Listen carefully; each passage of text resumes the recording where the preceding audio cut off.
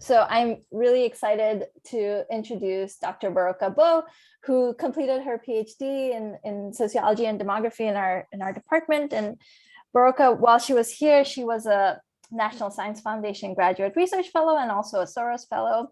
And now she's an assistant professor of sociology at the University of Essex.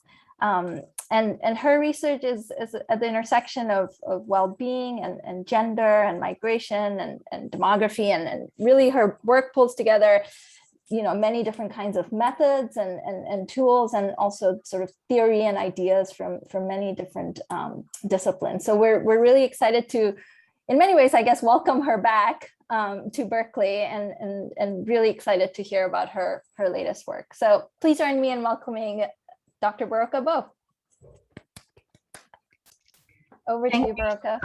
Thank you so much for the warm welcome and for having me. It's truly a privilege. It's truly a privilege. Let me know when you see my screen properly. There's a bit of a lag. Can you see my? It looks good. Yeah. Perfect. So I planned for about a 35-minute talk, and then I can take questions at the end. But Great. Feel free to type them into chat, but I just won't be monitoring the chat as I talk. So thank you so much for the perfect introduction. I think you pretty much covered everything about my research, but in an even smaller nutshell, my research agenda focuses on the relationship between time and well-being. And so today I will be sharing a portion of my work. This is a working paper that I thought would be fun to share because it's relying on an aspect of demographic theory. And today will also be slightly different from usual brown bag talks, in that I know that usual brown bag talks in Berkeley demography tend to be quite quantitative. And so I thought I'm going to shake things up a bit. I do mixed methods research. Most of my currently published research is quantitative, but I'm presenting a paper that draws heavily from social demography, but it happens to rely on qualitative methods. So this paper is part of a broader research project, and this was my dissertation research that studies the social experience and availability of time in major life transition moments. And then I want to examine how this relates to well-being. So this was my dissertation and my forthcoming book that I'm still working on. So to conduct my research, I studied the experiences of individuals living in two of Toronto's wealthiest and two of Toronto's most impoverished neighborhoods. And my time in the field happened to be bifurcated by the COVID-19 pandemic. So I ended up collecting 128 pre-pandemic interviews and 53 early pandemic interviews, though those focused on retirees. And so since I'm interested in transition moments, I recruited participants who were planning on retiring or having a first child in the next 12 months, or those who had just retired or became new parents 12 months earlier. So my interviews, I was really interested in three central topics: social networks and neighborhood experiences, temporal experiences, including stocks and flows of time, and mental and physical well-being.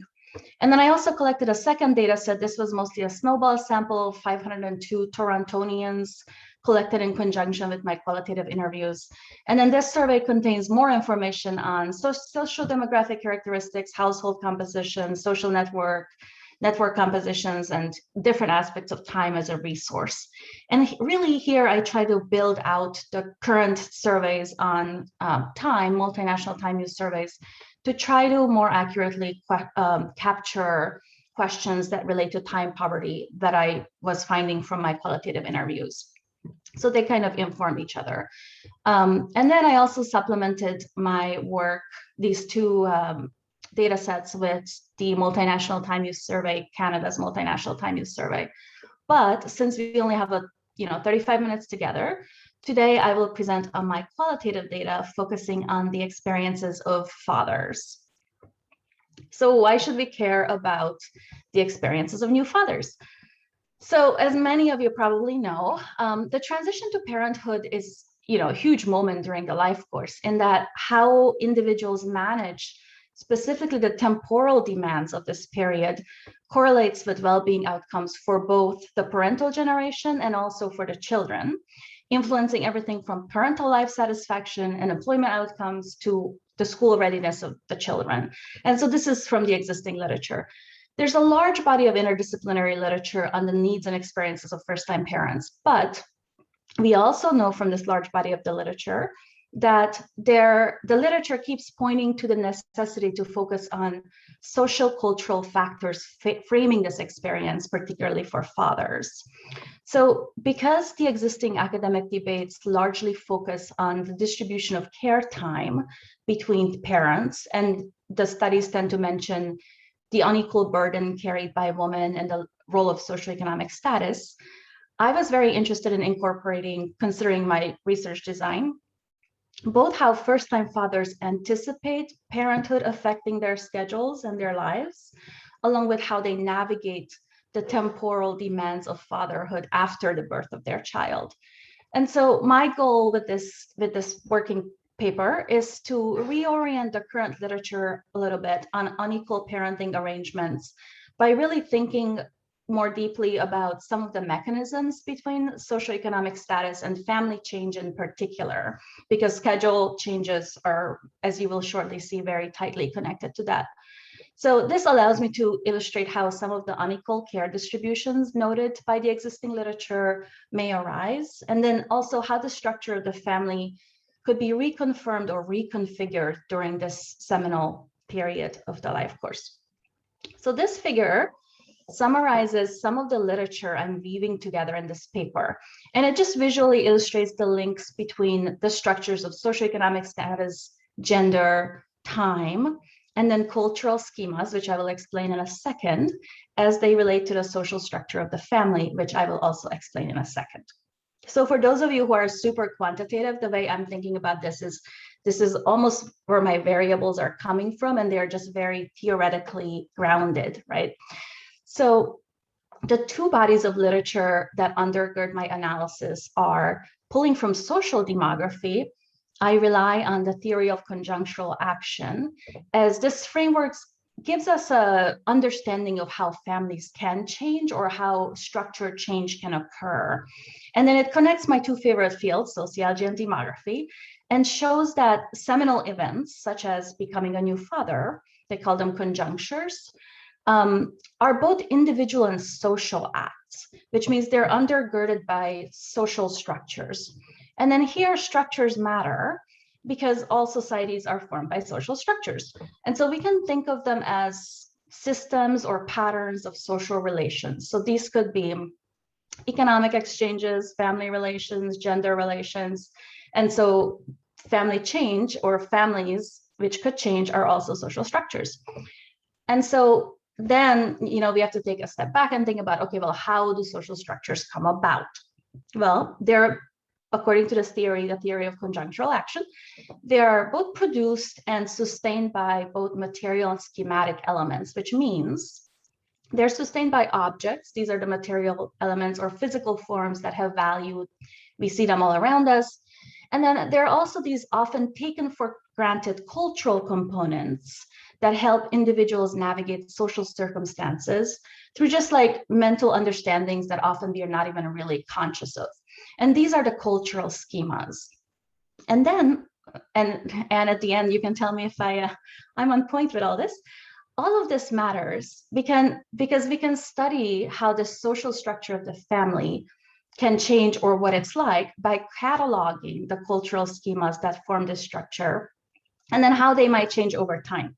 So we can study cultural schemas indirectly by studying effects. So we can look at individual behavior of new fathers, or through the social scripts fathers rely on. And we want to study them because the cultural schemas undergird decisions we make without really even thinking about them and kind of give us a roadmap for action. And then there's another very interesting about cultural schemas that is relevant to my work, and that is that they're not equally available to all. So fathers belonging to different groups, such as those stratified by socioeconomic status, may rely on completely different schemas as they navigate this transition to parenthood. And then in this paper, I extend TCA's framework by focusing on work from the sociology of time, specifically how it's shaped by socioeconomic status. And I do this because it's slightly underdeveloped in TCA, the theory of conjunctional action. And then my argument is that the social experience of time is a central part of how families change, especially in seminal moments, because it's salient to when it comes to the cultural schemas men rely on to navigate the transition to fatherhood. And so together, the overlapping structures, just like you see in this picture, of socioeconomic status, gender, temporal structures of everyday life, such as schedules, shape the social scripts and mental categories new fathers use to navigate the transition to fatherhood. And then why transition period? Well, according to the theory of conjunctional action, they're actually really helpful in understanding how social structures can change, because even the most stable structures become slightly unbalanced in transition period. So it just gives us a moment of opportunity to study them. So events such as the birth of a first child can either reconfirm a structure or reconfigure it. So reconfirm or reconfigure the social structure of the family. So to study family structures change in this paper, I first try to assess the potential for structure change by examining the cultural schemas of expectant fathers, how they are navigating the transition to parenthood while they're expecting a child. And then I incorporate the cultural schemas of new fathers, specifically focusing on how they're navigating the temporal demands of their role. And so in this transition period, fathers may reconfirm existing family structures when they rely on cultural schemas that are aligned with their past roles, norms, expectations, time use patterns. Alternatively, they may embrace differing cultural schemas. And then through this process, there's a chance that they can reconfigure the existing structures of their families as these cultural schemas create new norms, roles, and expectations. So now that you're all experts on cultural schemas and how they relate to social structures and the structure of the family, I'm diving into the nitty-gritty of my paper. So to collect my data, I spent approximately 16 months mainly doing ethnographic fieldwork, but also the surveys I mentioned earlier, plus in-depth interviews. And I lived in two of Toronto's richest and two of Toronto's poorest neighborhoods. So this table kind of shows you the neighborhood characteristics. But during this time, I wrote field notes, analytic memos. As you can see, the neighborhoods are significantly different from each other when it comes to socioeconomic status. And I chose these sites because the locations allowed me to explicitly compare between individuals at a similar life stage. They were all transitioning to first-time parenthood, yet with dissimilar, highly dissimilar socioeconomic characteristics. And so this was very helpful in uncovering how socioeconomic status-based differences between temporal experiences, schedules, expectations for time use, predictability, coordination, and how they jointly matter for the cultural schemas and social scripts expectant and new fathers rely on when navigating this conjuncture. And this table shows the characteristics of my participants by field site. 52% of them lived in the two of the city's most socioeconomically impoverished neighborhoods. 57% of this group resided in subsidized housing complexes. So part of my fieldwork involved living in subsidized housing complexes. And then the other part involved living in two of Toronto's richest communities. And then I recruited through public postings, parenting email listservs. A lot of my participants referred their friends that were in a similar life stage. So almost 40% of my participants came through referrals. And to be eligible, they had to identify as new fathers with a first child under the age of 1, or fathers expecting a first child in the next 9 months, living in either of the 4 neighborhoods above. Only in qualitative work, it's actually a pretty good number for new fathers, but in, coming as a demographer, 47 participants partook in my research. And my interviews lasted anywhere between 1.5 to 4 hours. I also followed some participants who invited me. It really was just based on participant comfort. And so 48% of them, almost half were expectant, half were new fathers. And I always started, and so for those of you considering doing qualitative methods, I love starting with life history interviews just because it really allowed participants to ease in. They almost organically brought up their current schedules. And then here I followed the lead of the American Time Use Survey, and I asked participants to systematically walk me through their day consisting of a weekday before the interview. And then because these were qualitative interviews, it was really nice because I could follow up asking about how they felt during particular activities.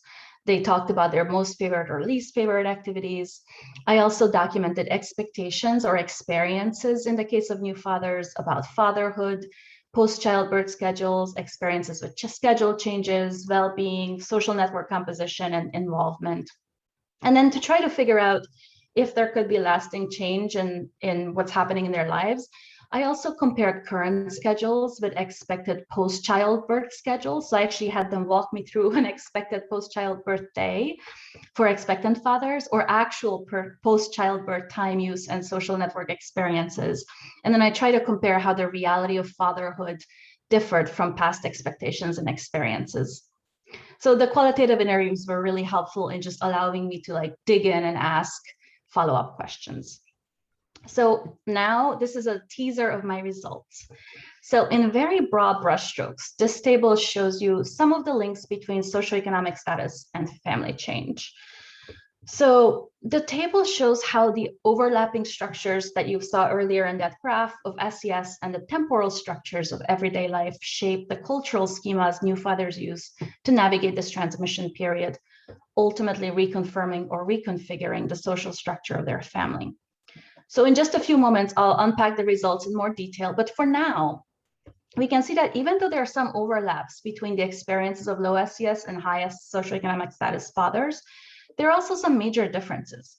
So some of the overlaps were, both high SES and low SES respondents were very excited and looking forward to fatherhood. Even my respondent who accidentally got pregnant was very excited to become a father, whose partner, of course, got pregnant. They voiced being committed to becoming great fathers. They all wanted to ensure that their family's needs are met. They all said that, of course, they will help childcare, laundry, doctor's appointments, all that. They were really excited to play with their children, pass on their wisdom. They were just really looking forward to it.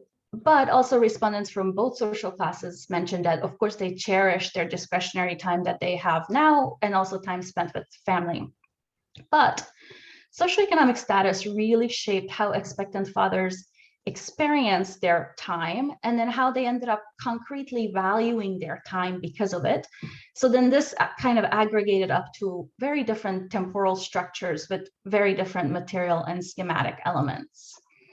And then these socioeconomic status-driven temporal experiences and structures, they went hand in hand with how new fathers or expectant fathers envision their lives and schedules changing with the birth of their first child, which led to completely different SES-based cultural schemas. And so these schemas are interesting for me, and we can talk in Q&A more because I'm still trying to put them fully together with the other schemas. They stem from expectations about the future and therefore indirectly influence post-birth plans. But when high SES respondents were asked about how they envision their schedules tangibly changing, I made them walk me through their day once their child was born. Of course, they all said they were committed to meeting their family's needs. And of course, they had the ability to meet their family's financial needs. But the possibility of foregoing existing cherished discretionary activities in the future to accommodate their newborn's likely unstable schedule was almost unthinkable for almost 70% of my high SES respondents. So this is what I call the deep cultural schema of keeping time. So this is Nathan. He's a 33-year-old medical executive. This is how he expressed this. He says, she says I play too much hockey. 3 nights a week is a bit much. That's what she says. But I signed up for 3 nights when I was single. With the baby, I would probably back that down to 2 and do the 3rd as more of a drop-in. For me, that's part of my life.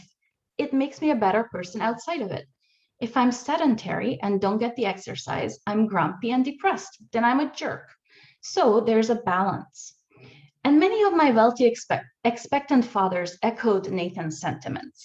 They justified not giving up their discretionary time by remarking that they also have to prioritize their own mental and physical health and social physical needs to be good fathers. And instead of telling me about which tangible current activities that are already taking up their day, they would be willing to forego to allocate time to their newborn's actual needs. they all noted how the discretionary activities dear to them now were actually a very essential part of who they were, their lives. And then my high SES respondents also both closely tracked and carefully guarded their time. They were able to describe in minute detail how they structured their current work and discretionary activities, saying that control over their own time was essential for their well-being. And then when I pressed them to tell me how current time-consuming leisure activities may need to be modified, they instead told me about time-saving measures they already put in place. So instead of relinquishing their time, they were committed to buying time to maintain control over their existing schedules and lifestyles. So these are Brian's words. He's a 38-year-old writer who says, "I fully believe that in a relationship to succeed, you have to miss each other from time to time. You got to spend time with your friends. I've never been one to say, oh, I don't want you to go away on a weekend with the girls. Go have fun. I'll miss you, but it'll be better when we see each other again. That's how I live. And if one of my buddies calls, we want to do something, I should be able to do it. And vice versa. I get that she will be tied down with the baby for a while, but she won't want for anything. And the nanny can always step in so she can do her own thing." So envisioning a bright future for my high socioeconomic status respondents with their partners was only possible, like for Brian, if he could still maintain control over his time, which reconfirms the existing temporal and familial structures of his life once he's a new parent, because not much is changing, right, from this perspective. And this was a value he also projected onto his partner, saying that this is fair. If he has the option and she has the option of doing the same, this seems fair. Planning on investing a nanny was also part of this picture. So in a nutshell, if you think about the cultural schemas of high SES or socioeconomic status expectant fathers, they are rooted in strong individualism, concurrent with placing a high monetary value of time, which is of course not shocking considering their socioeconomic status. And so this necessitated that they maintain control over their time with clear mental boundaries between their billable work time and their precious few non-billable discretionary hours. And so the temporal structures of their pre-birth lives influenced how they envision their future schedules as fathers. They expressed commitment to meeting the needs of their growing families by buying time. They also said that they need their current discretionary activities because it was necessary for their well-being. So now we're transitioning to the low SES group of expectant fathers. And as it turns out, as they approached fatherhood, concerns about time were also on their minds. But they were not as worried about saving time for discretionary activities as they were worried about having enough time for both their financial and family needs. So time and money were intimately intertwined in how they thought about their future schedules. They all expressed apprehension about organizing their time to financially provide for their future family needs. And because they couldn't count on being able to buy extra time, they planned on working more outside the home and doing more inside the home if necessary. So I call this the deep cultural schema of making time. So this is John. He's a 27-year-old clerk, and he says, I know I'm going to have to pick up more hours, looked into getting a car loan, doing deliveries. Right now, we work. But when she can't anymore, childcare is so expensive. It's better if I do it all, and she can maybe stay home. But I just don't know. Giving birth, I couldn't do. So I have to do everything for all of us for a while at least. And over 90% of my low SES respondents expressed similar concerns, just really aware of both the childcare costs and then unknowns, the physical recovery time that took money away from the family unit as a whole that they'll have to deal with, and all the financial burdens that this could bring, requiring them to give up their time because that was their only option. And then the length of recovery period their partners would need was a complete unknown that carried concrete financial ramifications. And nearly 60% of my respondents didn't have reliable family support. So they needed to consider future childcare costs, but didn't know how they could afford it. So this meant that they were planning on working over 40 hours per week while also needing to help with childcare and household labor. Some of them did this by trying to work extra jobs, picking up gig labor, extra time at existing jobs, and then others did it by looking for new careers. So Nick, these are Nick's words. He's a 26-year-old factory worker. who said he was preparing for fatherhood by switching careers. So he said, I'm looking into programming, but I have to get laid off first, I guess. And then there was laughter. One of the stipulations of the program is that the position has to be in demand. And then I said, well, what is this program? Nick said, second careers. If you are laid off and meet criteria, they will give you like 30 grand for retraining. Then I can take a course in programming, get a job from there. I can get a stay-at-home job and take care of the baby too. Leanne would be going back to work at the same time. And programming pays a lot of money. I don't know if you know how much daycare is, but oh my God, it's expensive. I would love to get into starting my own gaming company. So as this excerpt illustrates, approaching fatherhood, Nick was preparing for a superhuman amount of work. He had to care for his baby at home after his partner goes back to her stable job at the city, has to concurrently learn programming, get a work from home programming job while also starting a company.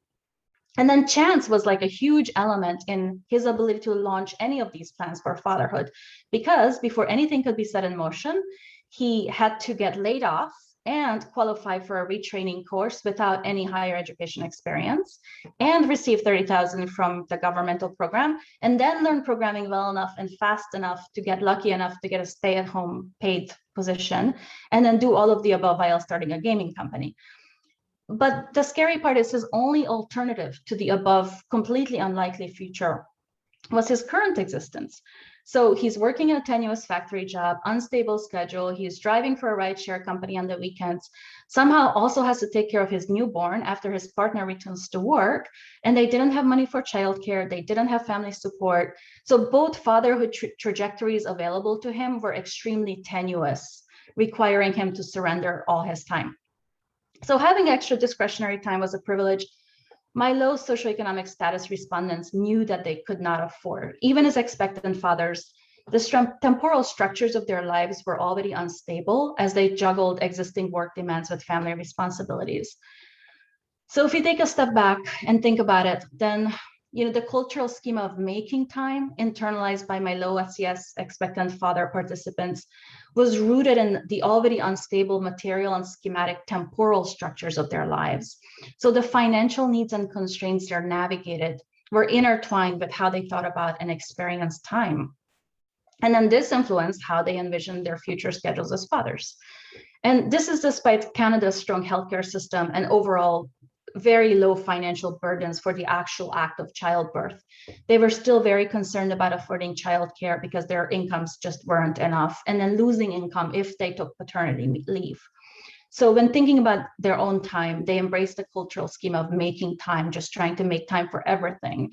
And they were prepared to give up the only thing they could, which was their time, to make time for extra work, to make enough money, to be good enough fathers and parents.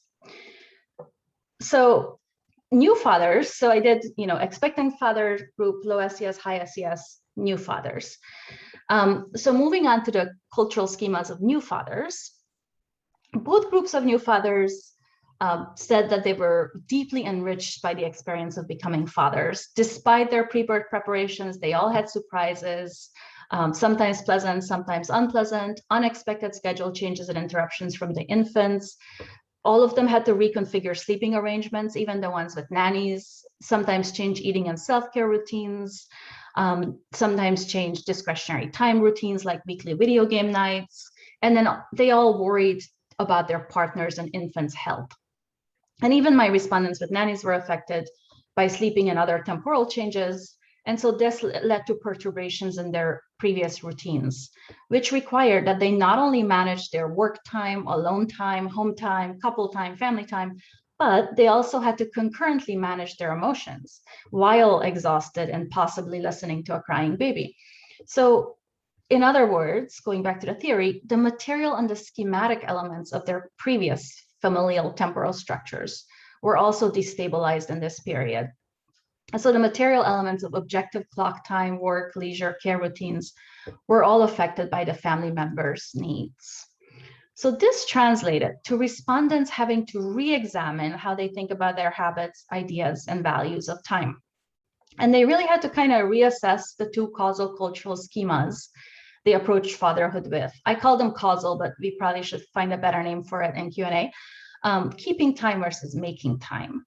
So in contrast to the two pre-birth schemas, I've been trying to think through how these post-birth cultural schemas are different in that they're reactions, they're rationalizations, or reinterpretations of the meaning of family and one's place in it. So the pre-birth and post-birth cultural schemas, even though they're both cultural schemas, likely play distinct roles during these two various transition period phases, enabling the reconfiguration or confirmation of the structures through distinct mechanisms. And this is something that I haven't really seen unpacked fully in TCA yet, that I'm excited to unpack. So this occurred as new fathers embraced the specific cultural schemas available to them during this transition period. But because they had differing cultural schemas as expectant fathers by socioeconomic status, new fathers residing in the advantaged neighborhoods tended to also rely on very different cultural schemas from those living in Toronto's poorest neighborhoods.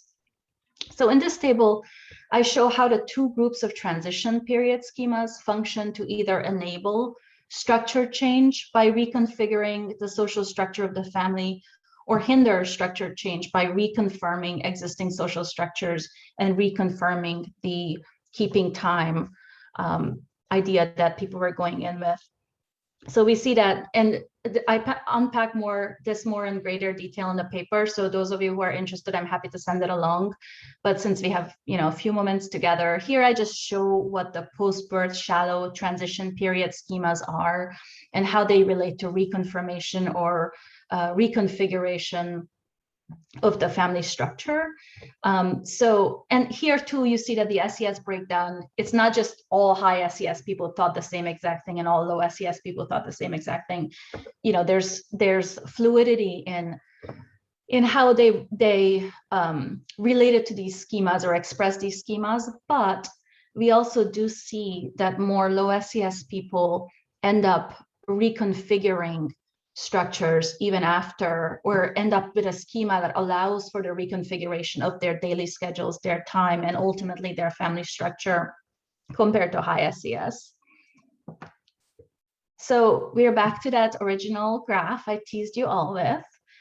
So this just summarizes the results described in the preceding section, just showing how the overlapping structures of socioeconomic status and the temporal structures of everyday life shape the cultural schemas new fathers use to navigate this moment, ultimately either serving to reconfirm or reconfigure the structure of the family. So here I really try to, in this article, my goal is to just, as I said earlier, reorient the current literature on unequal parenting arrangements by thinking through the links between socioeconomic status and family change. And we know that existing research says that different sex dual earner couples often rely on cultural schemas that are rooted in gender stereotypes, and that this leaves women with a greater share of domestic labor and parenting. But the fun thing about the existing literature is that if we think about SES and we look at the literature by SES, the literature is actually a bit conflicted.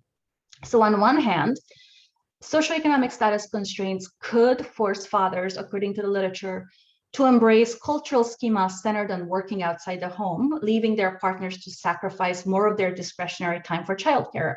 But another part of the literature shows that socioeconomic conditions could also lead fathers to allocate more time to childcare. So low SES fathers could be forced to work more, but also low SES fathers also allocate more time to necessary childcare, not just fun childcare, compared to high SES fathers.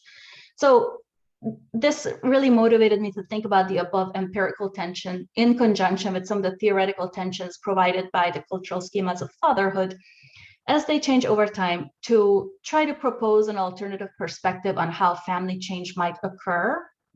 So the theory of conjunctional action coupled with work from the sociology of time and the life course, I show that both SES and the social experience of time are really salient for how individuals experience this transition and for the cultural schemas they rely on to navigate this transition. And SES really just influenced how they experienced and concretely valued their time, aggregating up to very different temporal experiences and structures with very different material and schematic elements. And so in the life, and this is the part I would love to have a bit more help in unpacking, in the lives of expectant fathers, it feels to me that the cultural schemas are serving as I don't want to say causal influence, but almost a causal influence. They are undergirding the thing that is going to happen to them. Whereas post-birth cultural schemas are more, they're trying to figure out what just happened, their reactions, their rationalizations, reinterpretations of what it means to be a family member, what it means to be a father, how do they fit into this picture. And then, so deep and shallow cultural schemas played very distinct roles during this conjuncture to fatherhood, either enabling the reconfiguration or reconfirmation of the structure of the family through likely very different mechanisms. So I like to think that this illuminates a little bit of why SES matters for structure change, and possibly how the social structure of the family could change in seminal moments during the life course, if we think about time. So I'd like to thank everybody for listening to me talk about time and culture for the last 34 minutes. But especially my committee, Irene, Danny, Osagi, Neil, Heather, who's been my supporter forever, of course, Anne, and the Rima from Canada, and also all the people that funded my research. I am very much looking forward to your questions, but mostly, yeah, feel free to questions, queries, brainstorm, really anything. I'm writing the discussion section of this paper as we speak, so everything is invaluable to me. Thank you so much, Boroka. That was a wonderful talk. So we have about 10 minutes, a little more than 10 minutes for questions. So I don't see anything in the chat, but I think Claude has his hand raised. So please feel free to unmute and ask your question. Hi there. Wait just a second. You have to. Okay. Can you hear me? Okay.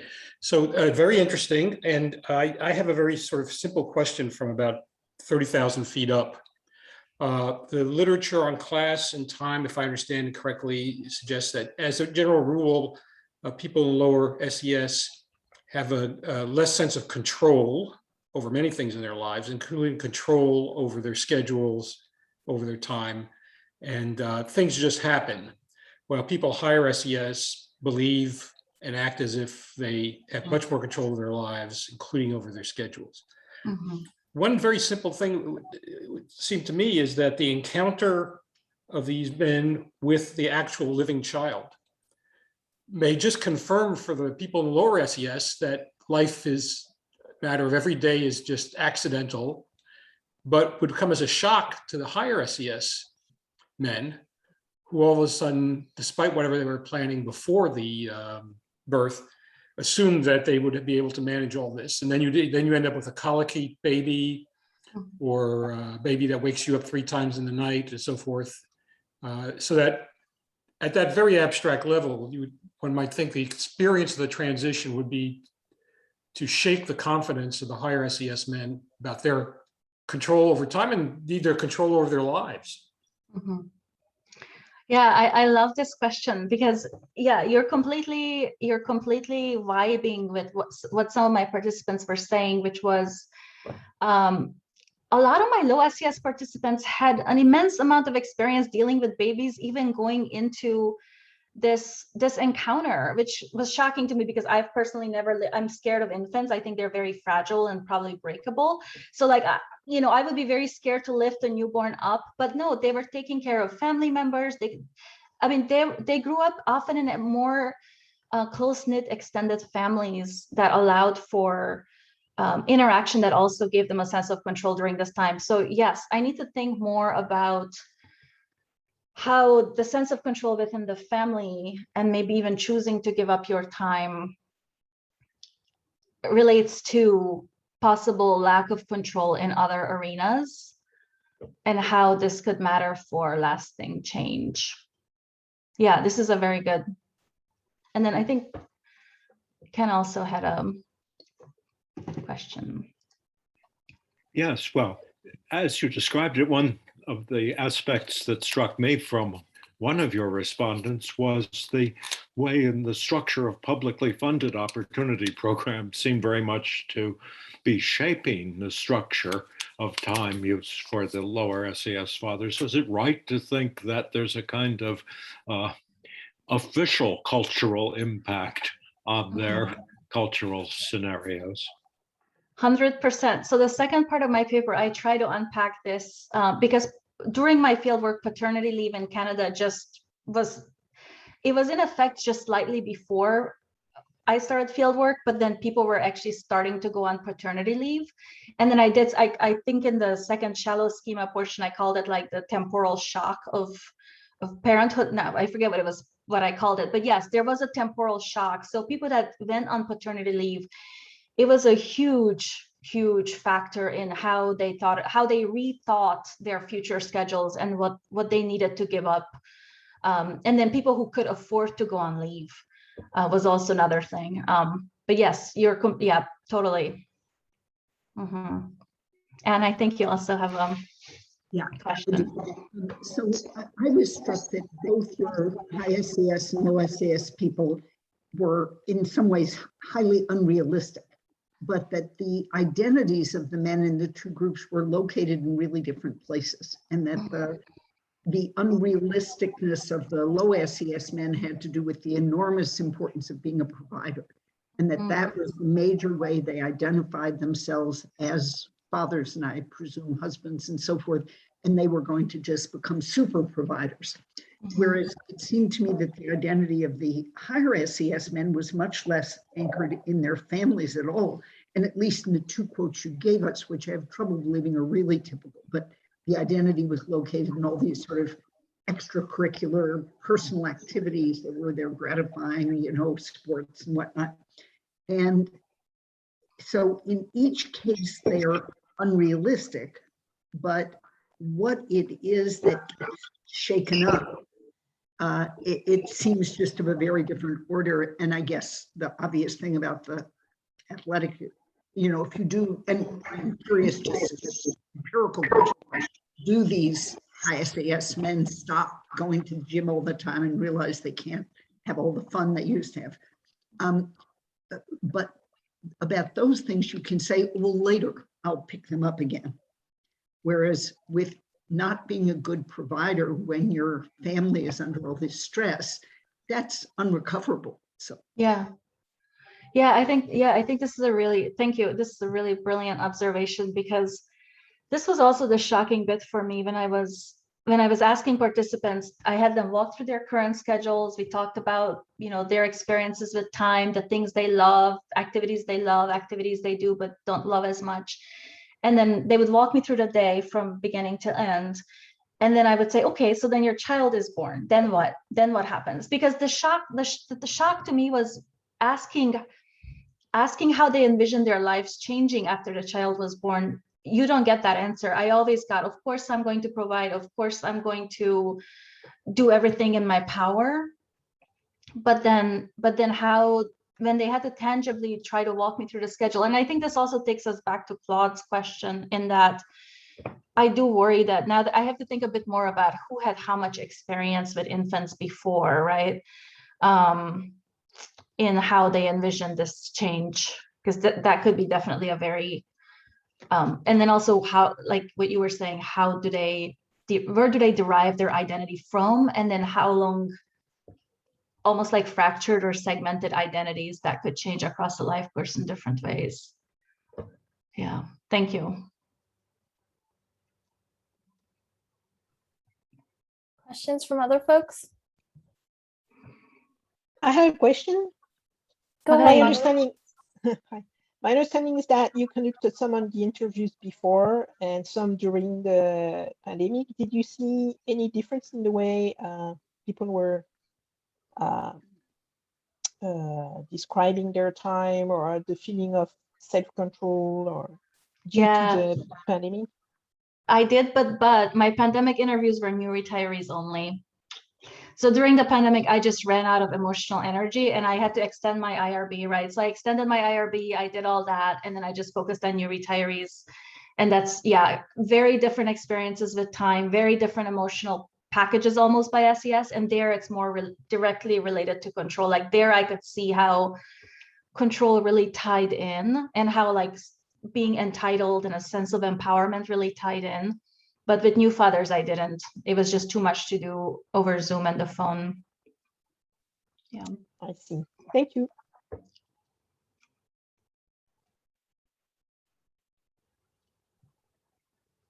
other folks with questions?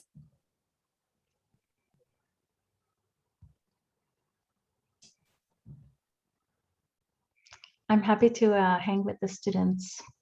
All right. Well, we can end a few minutes early, and let's all unmute and thank Boroka for a really wonderful talk today.